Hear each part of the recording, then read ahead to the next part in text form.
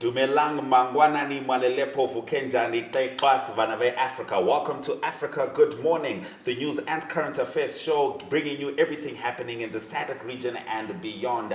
As usual, you are joined by Ashwin Berry and Aina Raizakweyo. Happy Wednesday, everyone. Today is Lemon Cupcake Day. Lemon is a favorite flavor in the world of cake and sweet, and this is the day that is perfect to make an excuse to enjoy a sweet treat with that distinctive twist of citrus. Adding lemon flavor to cakes can give them a refreshing kick, and when made into a miniature treat of cupcake, it's especially tasty. And here is more on Lemon Cupcake Day.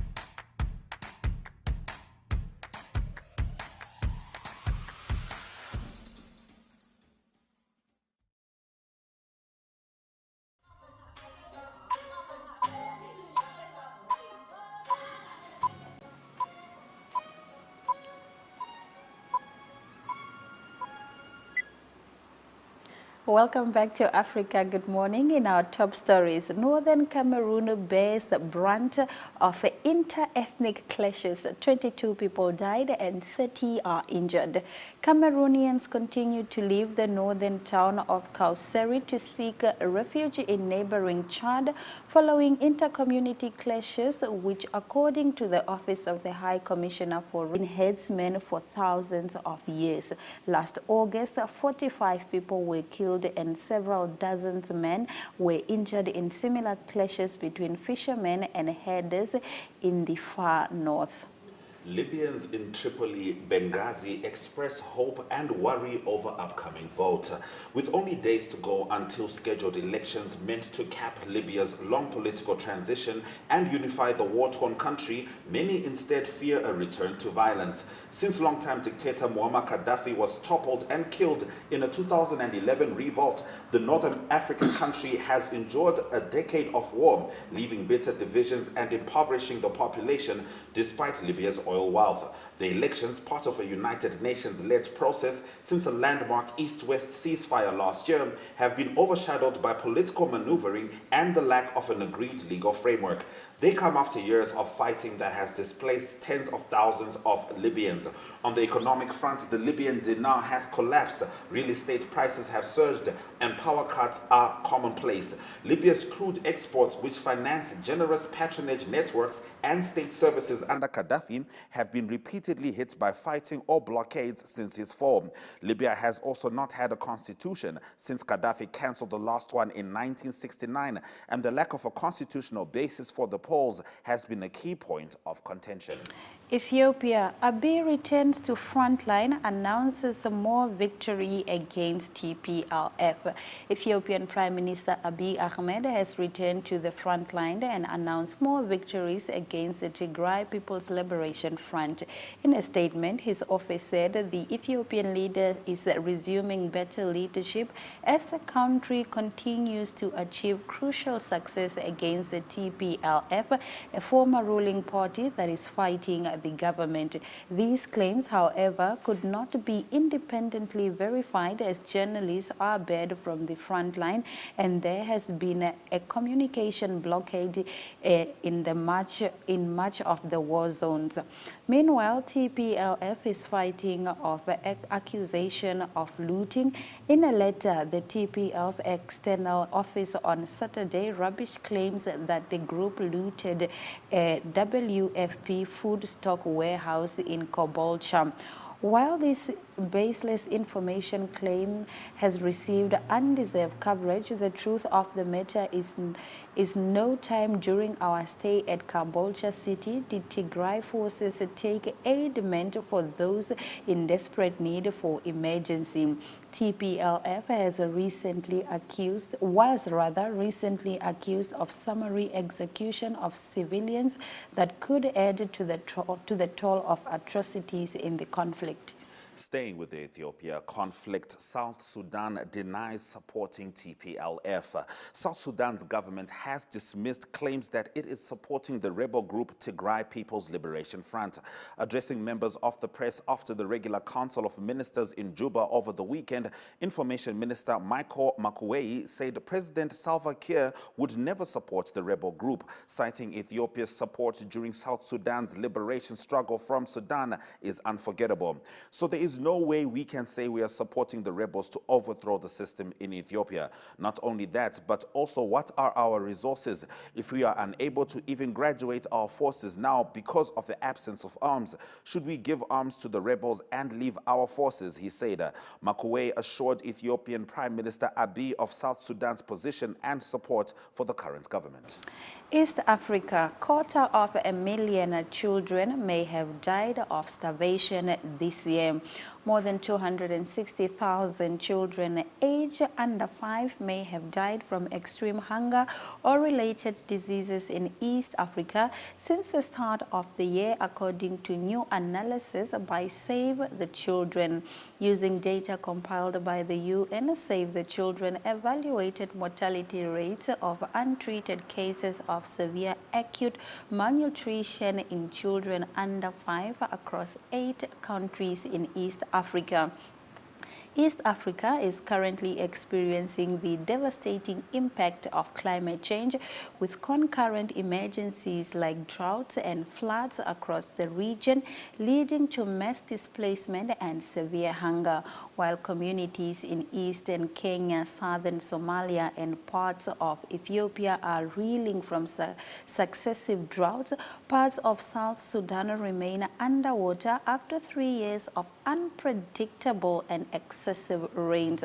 Health center admissions of children suffering acute malnutrition have risen dramatically in 2021, with a 16% increase in the first half of this year from an already high baseline. Severe acute malnutrition is the most extreme and dangerous form of undernutrition. Symptoms include jutting ribs and losing skin, with visible wasting of body tissue or swelling in ankles, feet, and belly as blood vessels leak fluid under skin. Currently, just less than half of acutely malnourished children, 46% across East Africa, are being treated for the condition. In our next story, Tunisia's president says he will call constitutional referendum elections next year. Tunisian President Kais Saied says Tunisia would hold a constitutional referendum next July and that parliamentary elections would follow at the end of 2022. In a speech on national television, Saied announced a popular consultation with the Tunisian people and said that the other draft constitutional and other changes will be put forward to referendum on July 25, 2022. Exactly a year after he sacked the government and seized wide-ranging powers. Changes to the constitution would follow the public online consultation and parliament would remain suspended until a new one was elected. Sayed's 25 July power grab initially won support from many Tunisians tired of political parties seen as deeply corrupt and incapable of solving the country's deep economic woes. But he has since faced mass demonstrations and growing accusations that he is becoming a new autocrat. In his Monday night speech, he said Parliament would remain suspended until Tunisians vote for a replacement assembly on 17 December 2022. Sayed said he would appoint a committee of experts to draft a new constitution to be ready by June ahead of the referendum. Central African Republic. The UN steps up action on sexual misconduct in wake of the Central African Republic allegations.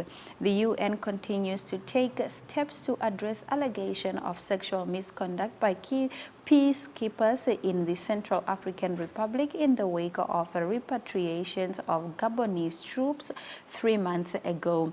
Updating journalists on Monday, Deputy Spokesperson Farhan Fak reported on action by the UN mission in the country, MINUSCA, and engagement with troops contributing countries in New York. In mid-September, the UN announced that all Gabonese military units deployed to the Central African Republic were being immediately repatriated following credible reports of alleged abuse of 5 girls. MINUSCA is also looking at ways to address gaps in assistance. A project to provide victims with medical, mental health, psychological, legal, and material support is currently under review. Doctors continue to strike in Angola. More than 3,000 medical professionals continue to strike in Angola, claiming better salaries and working conditions. The National Union of Doctors announced the extension of the strike that started last week. The union gave an ultimatum of 30 days to the government despite ongoing discussions. According to the union, only seriously ill patients will continue to receive treatment in emergency wards with only 50% of permanent staff present. According to official numbers, there are 5,200 medical professionals working in the country. The pandemic placed further pressure on the already strained medical system. Angola has recorded 65,400 infections and around 1,700 deaths. In our next story, Nigeria celebrates as returns of looted Benin's treasure nears. Nigeria's traditional ruler in the southern Benin city hosted a day of celebration on Monday in anticipation of the long-awaited return of 2 bronze treasures looted during colonial times. Dancers and musicians performed in King Uku IL's palace, which was decorated with banners of artifacts, a bronze cockerel, and a king's bust. In a formal ceremony attended by royal guests and traditional chiefs, the king signed the official document transferring full possession of the work from the UK's Aberdeen and Cambridge University, even though the pieces themselves were not to be seen. At the appropriate time, the bronze will be delivered to us in the palace, said the Oba or King of Benin, without giving further details. Thousands of Nigeria's so-called Benin bronzes, 16th to 18th century metal plaques and sculptures were looted from the palace of the ancient Benin Kingdom and ended up in the museum across the US and Europe. Experts estimate that 85 to 90% of African cultural artifacts were taken from the continent. We end our top stories in South Africa. Khayelitsha couple turns dump site into community garden. A couple in level 2 informal settlement in Khayelitsha, Cape Town, are growing vegetables on a small plot next to their home to feed their family and a local soup kitchen. They say they cleared the area that had once been used as a dump site. Olani Mbokodi and his wife Vuyokazi Vapi live with their 5 children. They moved to the informal settlement in 2020 with many other occupiers who said they could no longer afford to pay rent due to the COVID hard lockdown. Unable to find permanent jobs, the couple started growing spinach, kovo, onion, beetroot, and potato. They sell bunches of their vegetables for 10 rand to residents who can afford it. Mbokodi, who now works as a security guard in Stellenbosch, said they use the little they make from selling their produce to buy food and pay for transport to school for their children. Vapi said she teaches aspiring home gardeners how to make seed beds and gives them seeds to plant.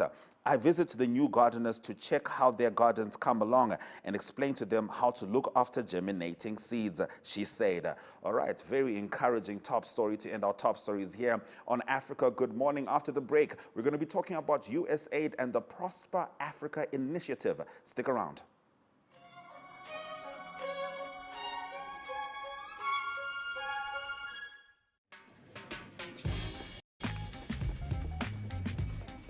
What do you think about this one, babe?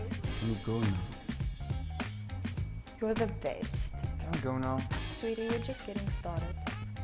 1 second, babe. I'm on the phone. Yeah.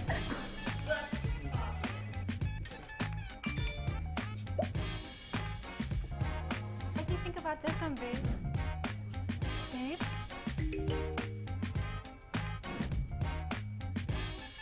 What were you saying?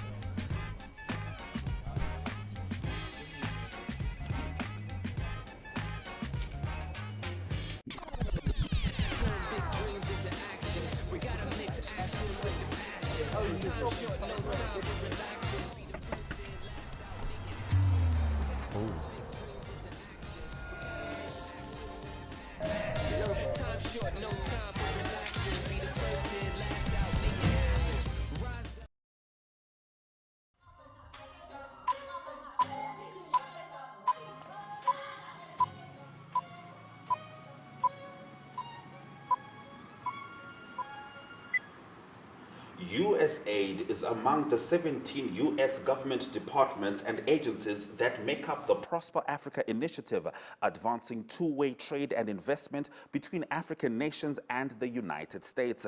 The initiative administrator Samantha Power elaborates. Good morning, everyone. It is an honor to be here with you today at this year's U.S.-Africa Business Summit. I want to offer special thanks to Flory Lizer and the Corporate Council on Africa for convening this important event. This year, USAID, the agency that I have the privilege of running, turns 60. And for those 60 years, the U.S. relationship with the continent of Africa has largely been the same. It is a relationship rooted in foreign assistance. In the U.S., working with partner countries to develop their institutions and investing in education, healthcare, agriculture, and energy to support Africans' pursuit of what has been extraordinary progress. That assistance has been critical, helping dramatically reduce the rates of HIV and malaria, helping lift millions from extreme poverty, and helping Africa record the biggest increases in primary school enrollment of any region in the world. And our unwavering and long-standing commitment to Africa will continue as we partner with countries to battle a crippling third wave of COVID-19, build resilience to climate shocks, and strengthen the rule of law amidst a troubling democratic decline on the continent. But we also have to turn the page on this chapter of our history. We have to evolve from a relationship based mostly on aid to one based on trade. We must strengthen private sector ties between our countries, spur economic investment at a scale that could never be matched by foreign aid, and help Africans realize the kind of sustainable, independent future that they have long sought.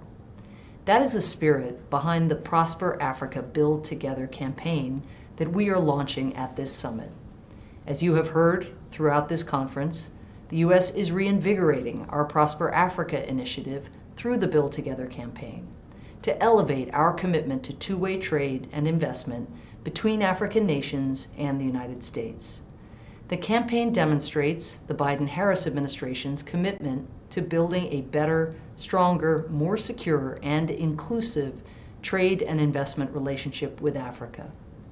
Public investment in developing countries represents just 10% of all global financial flows. It is businesses and investors like you harnessing your resources, your technology, and your expertise that will truly drive the continent's long-term economic growth and prosperity. Through Prosper Africa, USAID will directly connect American investors with African businesses ripe for investment by funding delegations and making crucial connections to local actors, leveraging our long-standing relationships on the continent. This work will help American businesses access Africa's fast-growing markets and create thousands of jobs for both African and American workers. We will have a special focus on small businesses and those led by the African diaspora, businesses that represent America's diversity and that underscore the deep ties between America and Africa. One way we will increase investment is by tapping into one of the largest pools of underutilized capital in the world, U.S. pension funds. U.S. pension funds hold $18 trillion in assets that are hungry for high-yield returns, the type of returns you get by investing in Africa. Angela Miller-May, Chief Investment Officer of the Chicago Teachers Pension Fund, participated in several USAID-sponsored investor delegations to various countries in Africa. Those trips opened her eyes to the growth and potential of the African economy. As she put it, quote, "Before my first delegation, my understanding of Africa was based on what I'd seen on TV or read in the news, and I perceived Africa as a place of risk. But all of those perceptions quickly went out the door. I saw that Africa was filled with opportunities. The discussions I had shortened the distance between the U.S. and Africa for me," end quote. After those trips, Angela decided to make the fund's first investment in Africa, a $20 million investment in African companies working in healthcare, education, technology, and other vital sectors of the economy. This kind of investment is win-win.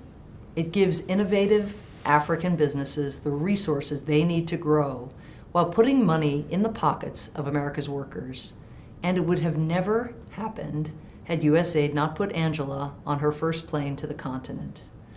Through the Prosper Africa Build Together campaign, we will continue to shorten the distance between U.S. investors and African businesses. Through the Prosper Africa Build Together campaign, we will leverage our long-standing presence on the ground to build a better, stronger, more secure, and inclusive trade and investment strategy for African nations and the United States. We will do this in partnership with African countries and in accordance with American values rooted in mutual respect, national sovereignty, democratic governance, and individual dignity, not as a means to advance our own interests or seek favors in return. We believe in the nations of Africa, in their potential, and in the entrepreneurial and innovative spirit of the African people. Now we have to work to turn that belief into action so we can truly write a new chapter in our relationship with the people of the continent. I thank you.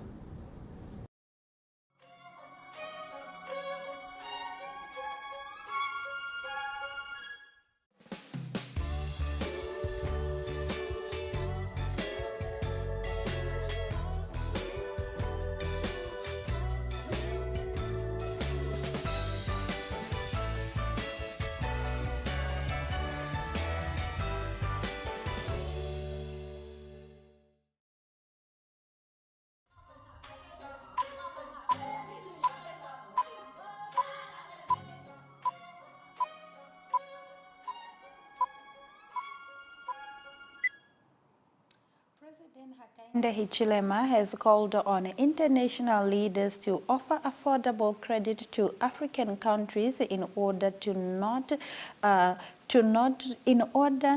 to default on acquired loans.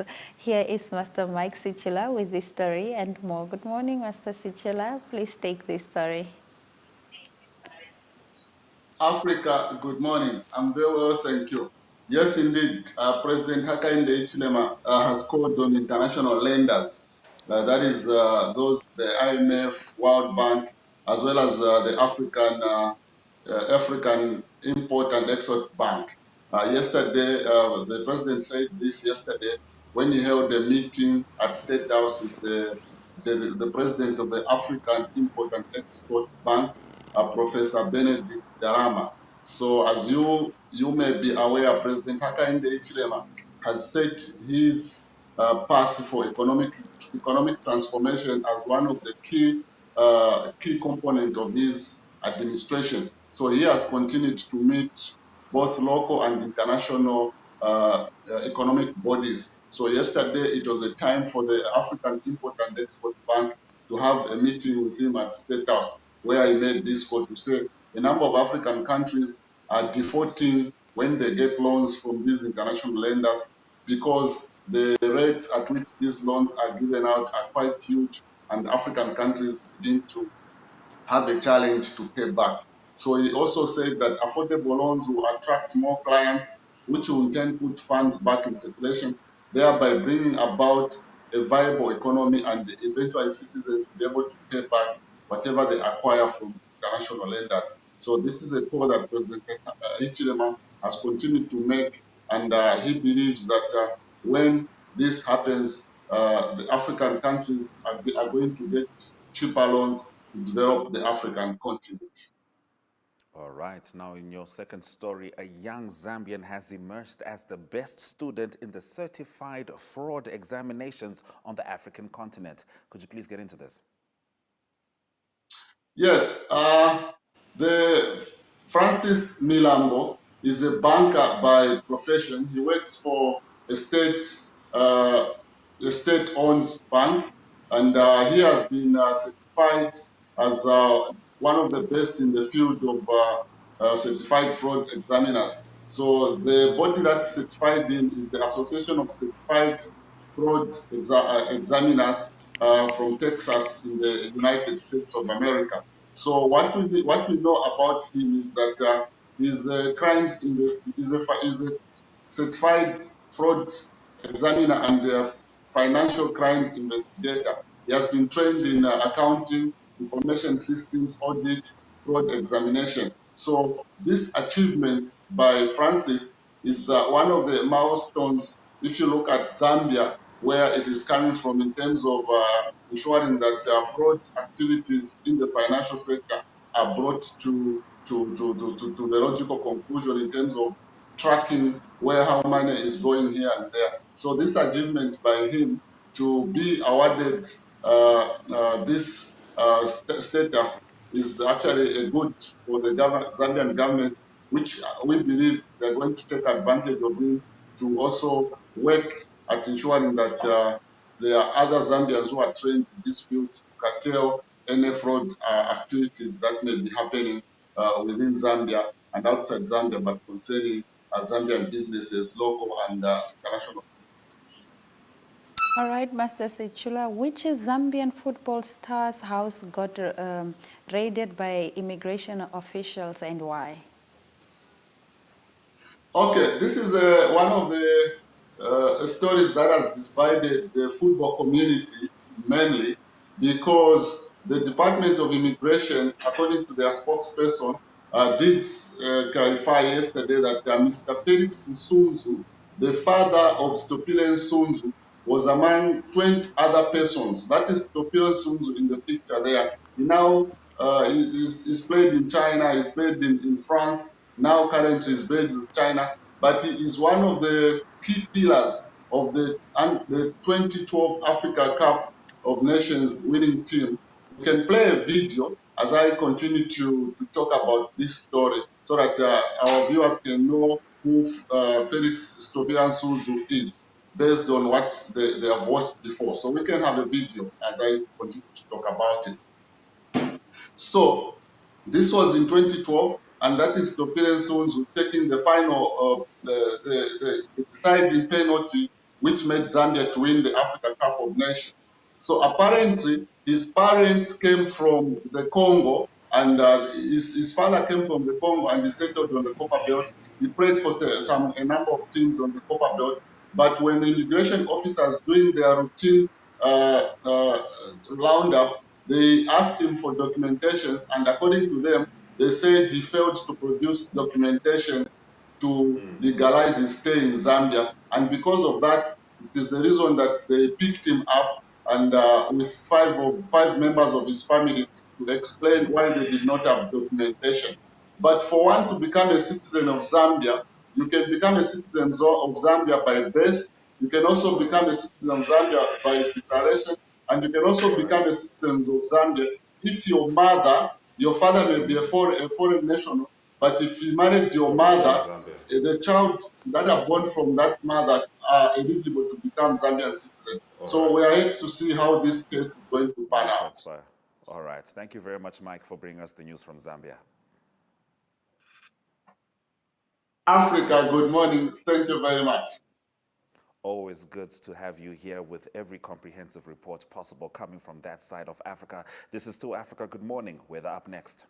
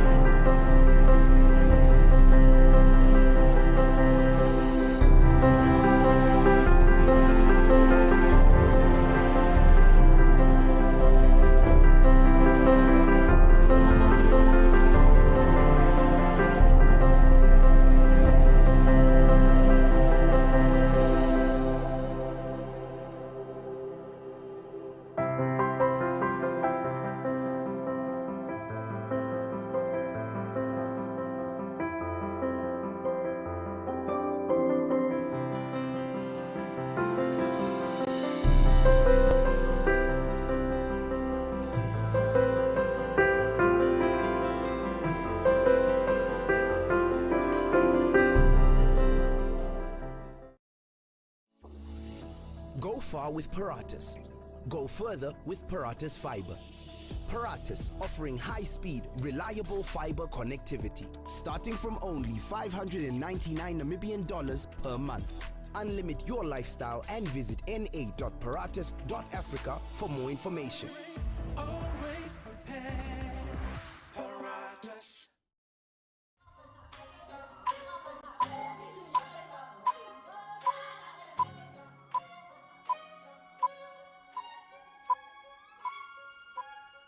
Africa Good Morning is your reliable source for decentralized news from the African continent. Keeping that in mind, let's look at this report compiled by the ever so, I don't know what the word is to use, efficient, incredible Ari Hogad, giving us the news from Mzansi. Very good morning, all the way here from Struisbaai at Agulhas, the most southern tip of Africa. It's summer holiday time in South Africa, and I'm doing the South African news from here. And relevant still in South Africa is COVID-19 and the Omicron variant. It's relevant all over the world, I suppose. But related to tourism and to traveling, news from the United Kingdom is that there's a chance that the United Kingdom might lift the ban, the travel ban, South Africa and Southern African countries being on the red list, and that needs to have a 10-day quarantine when you're on the red list. Traveling to the UK, that might be lifted next week, Tuesday. It's not confirmed yet, but there's discussions that it might happen. So that would be good news for tourism right in the middle of December, and hopefully some tourists can still travel to the UK and travel back as well. In South Africa at the moment, the fourth wave is still a reality. Gauteng, it is definitely a fourth wave at the moment, officially a fourth wave. Daily cases is still up around 13,000 daily. And also Cape Town has been added to the fourth wave, officially having reached 1,100 cases also daily. So at the moment, there has been, unfortunately, 90,148 deaths because of COVID-19, and but also more than 27 million vaccinations has been done. So that's the situation on COVID-19 and the Omicron variant at the moment in South Africa. Related to that, there's PCR tests that's done to determine if you're COVID positive or negative, and there's obviously quite a few that has been done, and it's been quite expensive. It's been 850 Rand to get that done in South Africa, but there's was also influence from the Competition Commission in South Africa that challenged just the rates that was charged by the three biggest companies that's helping with that. That's Ampath, Lancet and Pathcare. So the decision was made by the Competition Commission to suggest that 850 Rand needs to be 500 Rand. The investigation from them showed that there were significant profits since March 2020 from these companies related to all these tests as done. So that's good for the people to go for the tests and know that there will be a lower fee of 500 Rand that will be charged for those tests. On to some education news, and in basic education it is holiday time, but in a few weeks' time it's going to be time to go back to school. And normally for the grade ones that's a big day, but also the Department of Education announced that it will be compulsory now for grade R to go to school. So it will be compulsory for parents to send their children already when they're 6 years old to school to go to grade R. And they're very serious about that. The Department of Education, the School Act has been changed, and the School Act now is very direct in that, and it warned parents that they might even face jail time if they withhold their children from attending grade R with no just cause. So those are strong words from the Department of Education, and so hopefully South Africa will find that all children eligible to go to school will go to school at the right age. And so that is an act that was changed from the Department of Education. Also news from Eskom is that there's challenges for Eskom that they need. There's a chance that they need to shut down some of their coal stations that provide for power, and that has got to do with pollution. So it's bad as it is. Eskom really struggles to supply energy for South Africa and neighboring countries, and this is not good news for Eskom as well. They didn't get all the agreements, or didn't get the okay to continue with many of their substations that is 100% reliable on coal and operated by coal. And the problem is that there's lots of pollution because of that, and it's above the limits, and that is sulfur dioxide that is released in the whole process. So around the world, South Africa is known to be the country that got the worst record related to pollution linked to creating energy. So it will unfortunately also be 1/3 of the total capacity of Eskom to generate 48,000 megawatts that will be taken away if all the stations that is powered by coal needs to close down. So that is a real concern for Eskom at the moment. Now, to close, it's our feel-good story, and we always look at the feel-good story, and it is a story about a 1-year-old little boy. He's almost 1 year old, that will be home at least when he turns 1 year old on 17 December. And his name is Leagu Magola, and he was sick. He had to go through a heart operation. It's him with his mum in the hospital bed. When he was very young, they realized that he's got heart problems. He's got 2 holes in his heart. They put him on medication for a long time, but at least the last month he could go for operations. It was funded by the Netcare Foundation and also the Meditrust Holdings. That makes it possible for children that don't have the means, or their parents don't have the means for operations, to help them to do the operations and to change their lives. So this little guy, Leagu Magola, he will be back home. His first birthday on the 17th of December, and Leagu, his name also means building a future. So that is a good story to end our South African news this morning. I'm glad to report that he will be home for his birthday on the 17th of December. Have a great day, everyone, and we talk again next week, Wednesday, South African news. Bye-bye.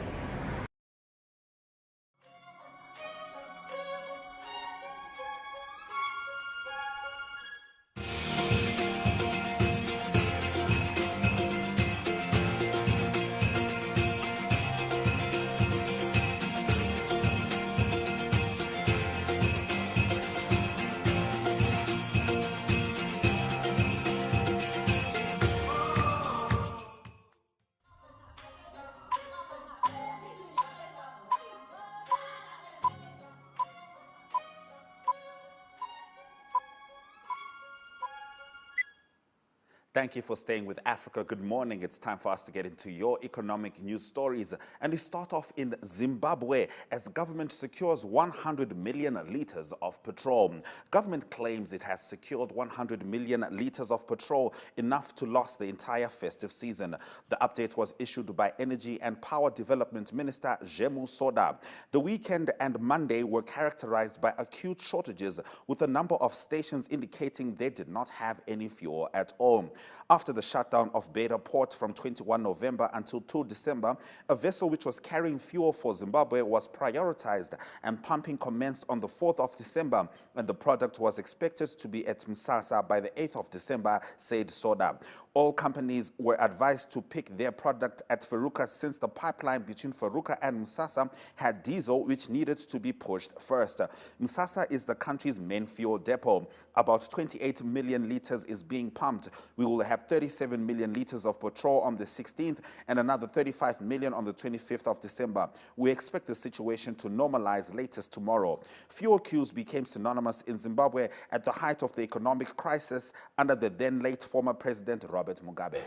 In South Sudan, checkpoint taxes make South Sudan one of the most expensive places to move goods. When South Sudan became independent 10 years ago, oil revenues were supposed to fuel the economy for the world's newest country. But shortly after, civil war resumed, oil prices plummeted, and the South Sudanese pound lost value. While elites in Juba split the remaining oil revenues, ground-level civil servants, soldiers, and rebels have to get by in other ways. They complement their absent or deflated salaries through decentralized mediation on long-distance trade. As a result, since independence in 2011, the number of checkpoints has nearly doubled, and checkpoint taxes have increased to 300%. These transit taxes, as they are locally called, are mostly illegal, but in the absence of a functioning taxation system and as a legacy of decades of conflict, the government has become a financing enterprise extracting cash from aid and trade. On average, a typical checkpoint in South Sudan is manned by 6 people sharing 3 visible weapons amongst them and levies about $80 per vehicle. U.S. sanctions Angolan billionaire Isabel dos Santos for corruption. The United States sanctioned Angolan billionaire Isabel dos Santos on Wednesday for her involvement in significant corruption, marking the first public U.S. response to years of accusations of wrongdoing. U.S. Secretary of State Antony Blinken cited dos Santos, the daughter of Angola's former longtime autocratic president Jose Eduardo dos Santos, for her involvement in significant corruption by misappropriating public funds for her personal benefit, according to a press release. Dos Santos ran Angola's state-owned oil company from 2016 to 2017. She has previously denied wrongdoing, labeling accusations against her a witch hunt. The State Department's announcement comes almost 2 years after ICIJ and a team of 120 journalists from 36 countries revealed how 2 decades of corrupt deals helped turn Dos Santos into Africa's wealthiest woman while leaving Angola one of the world's poorest countries. Referring to a suite of measures announced, Blinken said these complementary actions promote accountability for corrupt actors across the globe to disrupt and deter those who would seek to act with impunity, disregard international standards, and undermine democracy and the rule of law. Those have been our economic news. Coming up next, it's time for your economic indicators.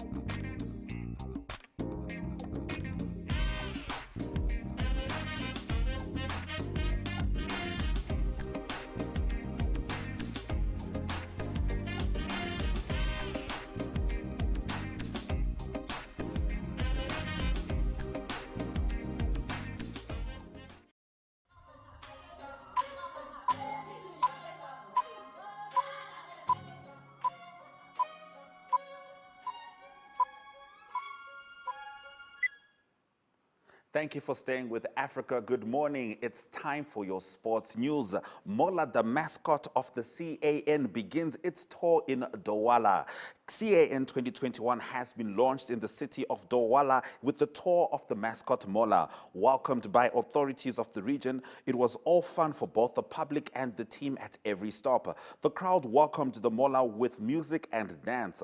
The tour of all regions of Cameroon, including the cities that will not host the competition, has begun. 24 teams are expected on site, with 4 that will play in Douala in the Pool E, which includes Algeria, Cote d'Ivoire as favorites, then Sierra Leone and Equatorial Guinea.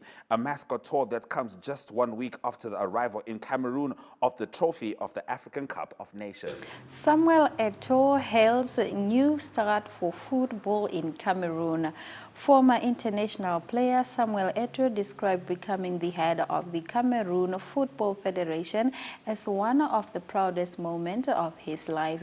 Eto'o was elected with 43 votes against 31 for the former acting president Seydou Bomba Nyoya. Last January, the Court of Arbitration for Sports annulled the acting president victory in the 2018 election.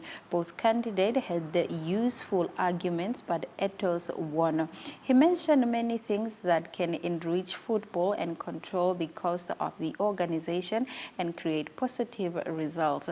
We are very happy because football wins today. Eric Sailu, president of the Federation of Indomitable Lions supporters, said Samuel Eto's great challenge will be to reconcile the players. Since I've been a journalist, since I have been involved in football, there has been always war, battle between the players, dispute, complaints, CAS. We have never played football on the pitch, said journalist Andre Maribu Mahop. The new head of the Cameroon Football Federation will soon face his first challenge when the country hosts in January the last stage of the Africa Cup of Nations. Ali's grandson, Nico Ali Walsh, improves to 3-0. Nico Ali Walsh won his third fight of 2021 with a majority decision over the previously unbeaten Reyes Sanchez in a non-title middleweight fight on Saturday at Madison Square Garden in New York. Ali Walsh, the grandson of Muhammad Ali, has been busy in the ring since turning pro 4 months ago. He improved to 3-0 by winning the 4-round fight on 2 of the 3 judges' scorecards. One judge gave Ali Walsh all the rounds, while another scored it even, 38-38. The third judge had it 39-38. Ali Walsh said he was thrilled to be fighting in the iconic arena where his grandfather battled Joe Frazier for the heavyweight championship in March 1971. Ali Walsh tried to get the knockout in the 4th, but Sanchez proved to be an evasive target as the fight went to the scorecards. Ali Walsh beat Jordan Weeks by a TKO in his pro debut in August in Tulsa, Oklahoma, 2 months after he won by another TKO over James Wesley in Atlanta. PSG to face Real Madrid in UCL last 16 after draw fast. Paris Saint-Germain will play Real Madrid while Liverpool take on Inter Milan in 2 of the standout ties in the last 16 of the Championship League after an embarrassed UEFA was forced to redo Monday's drawing following a technical problem. PSG had initially been paired together with Manchester United in a tie that would have seen old rivals Lionel Messi and Cristiano Ronaldo come up against one another. Qatar-owned PSG, with their array of attacking star Messi, Neymar, Kylian Mbappe, and Angel Di Maria, now face a Real side currently top of La Liga, managed by former Paris coach Carlo Ancelotti. The Spaniards knocked PSG out at the same stage in 2017-2018, and relations between the clubs have recently been at a blow ebb, with Real openly courting the signature of Mbappe, whose contract expires at the end of season. Here are the last 16 matchups following the UCL Revides draw on Monday. Red Bull versus Bayern Munich, Sporting Lisbon versus Manchester United, Benfica versus Ajax, Chelsea versus Lille, and Atletico Madrid versus Manchester United, Villarreal versus Juventus, Inter Milan versus Liverpool, and PSG versus Real Madrid. All right, that brings us to the end of our sports news stories. We'll take a short break and it'll be your headlines.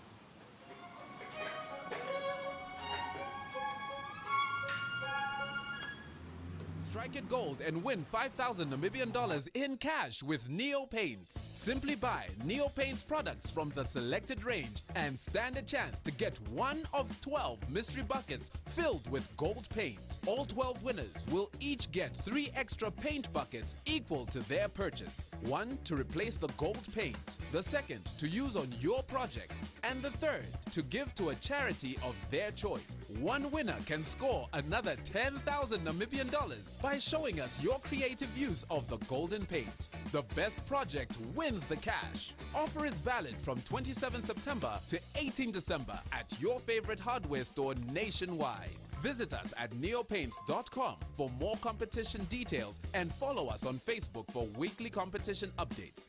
Neopaints, a coat of excellence.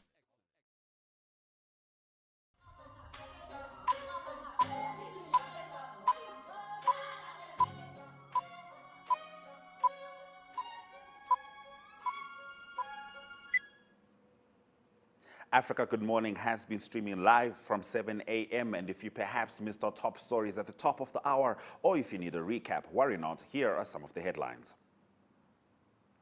Northern Cameroon bears brunt of inter-ethnic clashes, 22 dead, 30 injured. Libyans in Tripoli, Benghazi express hope and worry over upcoming vote. Ethiopia, Abiy returns to frontline, announces more victories against TPLF. Ethiopia conflict, South Sudan denies supporting TPLF. Zimbabwe, government secures 100 million liters of petrol. And in sport, Mola, the mascot of the CAN, begins its tour in Douala. Those have been our stories. Thank you very much for joining us on Africa Good Morning. We do welcome your remarks regarding our show. You can email them to us. Our email is agm_2cents@nmh.com.na. Alternatively, we are on Facebook and Twitter. You can post those lovely comments on there. We also have a website. It's called One Up To. Please visit us for more content that you love to see. We wish you a very wholesome and a happy Wednesday. Do not forget to get vaccinated. Avoid unnecessary public gatherings. We are still in the middle of a pandemic. Swera Jakanaka.